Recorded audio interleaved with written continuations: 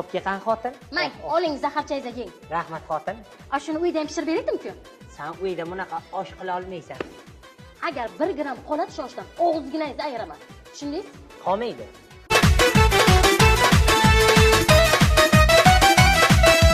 Chiroylisan oydayin. Yomon ketadi bu xotin. Ana endi bu osh.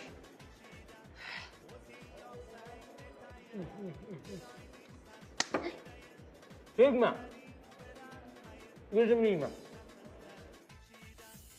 Ana ichaman ana. Kola nima uchun? Kolaga pul qayda? Xotin uraverma. Ha. Kolaga pul shart emas. Bu yerda o'zi 3 bo'lsa osh yesang bitta kola qo'shib beradi. Balo senga nima urasan mani? Ha, dadasi, osh qanday ekan? Xotin, oshiga gap bo'lishi mumkin emas. Haqiqiy sofi osh. Yegan sari yegin keladi. Bedana tuxumchasi, qazichalarni aytmaysanmi?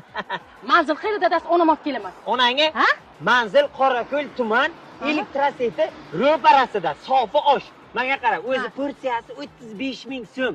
Xohlasang pastdagi nomerlari shunday telefon qilasizlar, dastlabki xizmatlari ham bor, tushundingmi? U ham olib ketaylik, dadasi. Yur hay, u ham olib boraylik.